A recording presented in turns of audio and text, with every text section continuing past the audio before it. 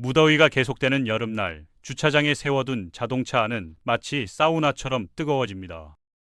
그런데도 시동을 걸고 몇 분만 기다리면 놀랍도록 시원한 공간으로 변하죠. 이런 마법 같은 변화가 어떻게 가능한 걸까요? 단순히 차가운 공기를 불어넣는 것처럼 보이지만 사실은 복잡한 과학적 원리가 숨어 있습니다. 오늘 이 신비한 과정을 차근차근 파헤쳐 보겠습니다. 자동차 에어컨의 핵심은 열을 이동시키는 기술입니다. 실제로는 차가운 공기를 만드는 게 아니라 뜨거운 공기에서 열기를 빼앗아 바깥으로 내보내는 거죠. 이 과정에서 냉매라는 특수한 화학 물질이 핵심 역할을 담당합니다. 냉매는 온도와 압력 변화에 따라 기체와 액체 상태를 자유자재로 바꾸며 열을 운반하는 놀라운 능력을 가지고 있어요. 자동차 공조 시스템의 역사를 살펴보면 정말 흥미로운 발전 과정을 발견할 수 있습니다. 1800년대 말 초기 냉장고들은 암모니아나 메틸 클로라이드 같은 독성 물질을 냉매로 사용했는데 이들은 누출될 경우 생명을 위협할 정도로 위험했죠. 1920년대 들어 과학자들이 이런 위험성을 깨닫기 시작했고 더 안전한 대안을 찾기 위한 연구가 본격화됐습니다. 당시 냉매 누출 사고로 인한 인명피해가 빈번하게 발생했고 이는 냉장 및 냉방 기술의 보급을 크게 제한하는 요인이 되었습니다. 1928년 제너럴 모터스 연구소의 부사장이었던 찰스 킹이 토마스 미들리와 함께 프레온을 개발했습니다. 프레온은 불에 타지 않고 인체에 독성도 없는 CFC 계열 냉매로 당시로서는 혁신적인 발명품이었어요. 이 발명 덕분에 냉장과 냉방 기술의 안전성이 크게 향상됐고 1935년까지 프레온은 이미 광범위하게 사용되고 있었습니다. 프레온의 도입은 냉장고 산업의 폭발적 성장을 이끌었고 일반 가정에서도 냉장고를 안전하게 사용할 수 있게 되었죠. 자동차용 냉방 장치의 특허는 1937년 후반 랄프 포라는 엔지니어가 신청했고 미국에서 정식 특허를 받았습니다. 그런데 더 놀라운 것은 1939년 패커드가 세계 최초로 자동차용 에어컨을 상용화했다는 점이죠.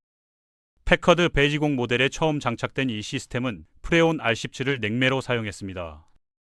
이후 제너럴 모터스를 비롯한 주요 자동차 제조업체들이 뒤따라 에어컨을 표준 옵션으로 제공하기 시작했어요. 초기 자동차 에어컨 시스템은 현재 기준으로 보면 매우 원시적이었지만 당시로서는 놀라운 기술적 도약이었습니다. 1953년에는 크라이슬러가 공장에서 직접 설치하는 에어컨 옵션을 제공한 첫 번째 대형 제조업체가 됐습니다. 이들이 개발한 에어템프 시스템은 당시 혁신적인 기술로 평가받았죠. 1960년대에 들어서면서 에어컨 판매량이 급격히 늘어났는데 특히 캐딜락이 1964년 도입한 자동 온도 조절 시스템은 게임의 룰을 완전히 바꾸어 놓았습니다. 이 자동 온도 조절 시스템은 운전자가 원하는 온도를 설정하면 센서가 실내 온도를 지속적으로 모니터링하여 자동으로 냉방 강도를 조절했습니다. 이 시기부터 운전자가 원하는 온도를 미리 설정해 두면 시스템이 알아서 실내 온도를 맞춰주는 기능이 등장했어요. 1960년대 중반 이후 에어컨은 점점 보편화되기 시작했고 1980년대 말에는 미국에서 판매되는 신차의 절반 이상이 기본 또는 선택 사양으로 에어컨을 장착하게 됐습니다. 이 시기 에어컨의 보급률 증가는 단순히 편의성 향상 차원을 넘어서 자동차 여행 문화의 변화까지 이끌어냈습니다. 더운 지역으로의 장거리 여행이나 여름철 드라이브가 훨씬 더 쾌적하고 안전하게 이루어질 수 있게 되었죠. 그런데 1980년대 후반 과학자들이 충격적인 사실을 발견했습니다. 프레온의 광범위한 사용이 지구 오존층을 파괴한다는 것이었죠. 이에 따라 제조업체들은 1990년대 중반부터 R13A라는 새로운 HFC 계열 냉매로 전환하기 시작했습니다. 이 물질은 프레온과 달리 오존층 파괴 효과가 없어서 환경 친화적이었어요. 오존층 파괴 문제가 대두되면서 전 세계적으로 몬트리올 의정서가 체결되었고 CFC 냉매의 사용을 단계적으로 금지하게 되었습니다. 최근에는 온실가스 배출량을 더욱 줄인 R2334YF라는 최신 냉매가 개발됐습니다. 유럽에서는 이미 이 냉매 사용을 의무화했고 전 세계적으로 새로운 표준이 될 것으로 예상됩니다. 오늘날 거의 모든 신차에 이런 친환경 냉매가 사용되고 있죠. R1234YF는 지구온난화 지수가 기존 냉매 대비 현저히 낮아서 환경보호에 크게 기여하고 있습니다. 자동차 에어컨 시스템이 실제로 어떻게 작동하는지 자세히 살펴보겠습니다. 이 시스템은 열 역학과 유체 역학 원리를 바탕으로 설계된 정교한 열 교환 장치입니다. 기본적으로는 차량 내부의 열을 외부로 옮기는 역할을 하는데 이 과정에서 여러 핵심 부품들이 유기적으로 협력합니다. 이는 마치 인체의 순환계처럼 각 부품이 고유한 기능을 수행하면서도 전체 시스템의 조화로운 작동을 위해 협력하는 구조입니다. 주요 구성 요소로는 압축기, 응축기 코일, 수액기 건조기, 팽창 밸브, 증발기 코일이 있습니다. 에어컨을 켜면 자동차의 기후 제어 시스템이 AC 압축기 클러치에 신호를 보내 작동을 시작합니다. 압축기는 벨트를 통해 엔진의 크랭크샤프트와 연결되어 있어서 엔진의 기계적 에너지로 구동되죠. 이 연결 방식은 엔진이 회전할 때마다 압축기도 함께 회전하도록 하여 지속적인 냉매 순환을 가능하게 합니다. 압축기 내부에는 하나 이상의 피스톤이 실린더 안에서 움직이며 냉매 가스를 압축합니다. 처음에는 저압 상태의 가스가 들어가지만 압축 과정을 거치면서 고압의 뜨거운 가스로 변화합니다. 이 뜨거운 가스는 차량 전면부에 위치한 응축기로 밀려 들어가게 됩니다. 압축 과정에서 냉매 가스의 압력이 높아지면서 동시에 온도도 크게 상승하는데 이는 열역학 법칙에 따른 자연스러운 현상입니다. 응축기는 본질적으로 라디에이터와 같은 구조로 자동차의 냉각 라디에이터 바로 앞쪽에 설치되어 있습니다. 차량이 주행할 때 생기는 공기 흐름을 활용해서 뜨거운 냉매 가스가 이 관들을 통과하면서 주변 공기로 열을 방출하죠. 응축기의 구불구불한 관 주위를 흐르는 공기가 냉매를 식혀서 다시 액체 상태로 만듭니다. 응축기의 핀 구조는 열교환 면적을 최대화하여 효율적인 냉각이 이루어지도록 설계되어 있습니다.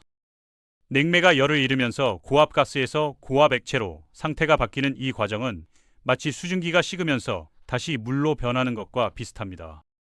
액체가 된 냉매는 응축기를 나와서 수액기 건조기라고 불리는 작은 저장 탱크를 통과합니다. 수액기 건조기는 시스템에서 매우 중요한 역할을 하는 부품으로 냉매의 순도를 유지하는 핵심 기능을 담당합니다. 이 부품이 제대로 작동하지 않으면 전체 시스템의 효율성이 크게 저하될 수 있어요. 수액기 건조기 안에는 건조제가 들어있어서 시스템에 침투한 수분을 제거하는 역할을 합니다. 물이 있으면 얼음 결전이 생겨서 시스템을 손상시킬 수 있거든요. 또한 이곳에서는 남아있는 기체를 액체 냉매에서 분리해서 순수한 액체 냉매만 팽창 밸브로 보내도록 합니다. 수분이나 불순물이 시스템에 들어가면 부식이나 막힘 현상을 일으켜 전체 시스템의 고장 원인이 될 수 있습니다. 고압 액체 냉매는 수액기 건조기에서 나와 팽창 밸브를 통과합니다. 팽창 밸브는 냉매가 급격히 팽창할 수 있도록 해주는데 이 과정에서 압력이 크게 떨어집니다. 여기서 시스템은 고압 부분에서 저압 부분으로 전환되죠. 액체 냉매는 이제 차가운 액체와 기체의 혼합물이 되어 증발기로 들어갑니다. 팽창 밸브는 시스템의 압력과 온도를 정밀하게 제어하는 핵심 부품으로 냉방 효율에 직접적인 영향을 미칩니다. 일부 차량에서는 팽창 밸브 대신 오리피스 튜브를 사용하기도 하지만 기본적인 목적은 같습니다. 액체가 증발기로 들어가기 전에 냉매를 팽창시켜 압력을 낮추는 것이죠. 오리피스 튜브는 팽창 밸브보다 단순한 구조이지만 온도 변화에 따른 자동 조절 기능은 떨어집니다. 그러나 제조 비용이 저렴하고 내구성이 뛰어나다는 장점이 있어 많은 차량에서 사용되고 있습니다. 시스템의 다른 모든 부분들은 엔진실에 위치하지만 증발기만은 일반적으로 조수석 쪽 대시보드 아래 실내에 설치됩니다. 증발기는 관과 핀으로 구성된 코일 형태로 라디에이터와 비슷하게 생겼지만 열을 방출하는 대신 열을 흡수하는 역할을 합니다. 증발기의 위치는 실내 공기와 직접 접촉하여 효과적인 열 교환이 이루어지도록 신중하게 선택된 것입니다. 또한 이 위치는 송풍기와의 연결성도 고려하여 최적의 공기 순환이 가능하도록 설계되어 있어요. 냉매는 이상적으로 섭씨 0도 정도의 차가운 저압 액체 상태로 증발기 코일에 들어갑니다. 이것이 시스템에 물이 필요하지 않은 이유이기도 해요. 냉매는 이 온도에서 얼지 않지만 끓는 점이 매우 낮아서 쉽게 기화됩니다. 이러한 냉매의 특성 덕분에 극한의 추위에서도 시스템이 정상적으로 작동할 수 있으며 얼어서 파손될 위험도 없습니다. 냉매는 증발기 코일 내부에서 실내 공기로부터 열을 흡수합니다. 증발기의 압력이 낮기 때문에 냉매는 주변 공기보다 훨씬 낮은 온도에서 액체에서 기체로 변화하죠. 액체에서 기체로의 이런 상변화가 바로 에어컨 시스템이 실내에서 열을 제거해서 공기를 냉각할 수 있게 해주는 핵심 메커니즘입니다. 이는 물이 끓을 때 많은 열을 흡수하여 수증기로 변하는 현상과 동일한 물리학적 원리를 활용한 것입니다. 이제 냉각된 공기는 송풍기에 의해 불어져 나가서 통풍구를 통해 차량 실내로 순환됩니다. 통풍구는 냉각된 공기를 차량 실내 전체에 골고루 분배해서 탑승자들에게 쾌적한 환경을 제공하죠. 냉매가 열을 흡수하고 기체로 증발하면 다시 압축기로 돌아가서 가압되고 전체 과정이 반복됩니다. 이러한 순환 과정은 에어컨이 꺼질 때까지 계속해서 반복되며 실내 온도를 일정하게 유지하게 됩니다. 공기를 냉각하는 것 외에도 증발기는 공기를 제습하는 중요한 기능도 합니다. 따뜻하고 습한 공기가 차가운 증발기 코일을 통과할 때 공기 중의 수분이 코일에 응축되어 물방울을 형성합니다. 이 물방울들은 모아져서 차량 밖으로 배출되어 실내 습도를 낮추고 승차감을 향상시키죠. 여름철 에어컨을 켠 차량 아래에서 물이 떨어지는 것을 본 적이 있다면 바로 이 제습 과정에서 발생한 응축수입니다. 전기 자동차의 AC 시스템은 약간 다르게 작동합니다. AC 압축기가 엔진에 벨트로 연결되는 대신 전기 모터로 구동됩니다. 이 모터는 차량의 고전압 배터리 시스템으로 작동하죠. 전기 압축기는 움직이는 부품이 적고 벨트에 의존하지 않아서 유지보수 필요성을 줄이고 신뢰성을 높일 수 있습니다. 또한 전기 모터는 즉각적인 토크 제공이 가능해서 에어컨의 반응성도 향상됩니다. 제순환 버튼과 공기 필터 같은 주요 기능들도 시스템의 효율성과 공기 질에 크게 기여합니다. 제순환 버튼이 꺼져 있으면 시스템이 외부에서 신선한 공기를 끌어들여 차량 내부를 환기시키고 답답함을 줄여줍니다. 신선한 공기는 특히 습하거나 비가 오는 날 김서린 창문을 깨끗하게 하는데도 효과적이죠. 외부 공기의 지속적인 유입은 실내 공기질을 개선하고 탑승자들의 졸음을 예방하는 데도 도움이 됩니다.